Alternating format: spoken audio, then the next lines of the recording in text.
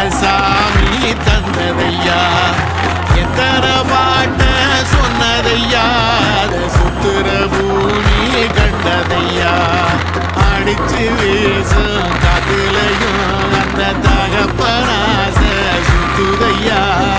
பிடிச்சு பூக்கும் வேலையிலும் ஒரு வம்சத்து கதையே உள்ளதையா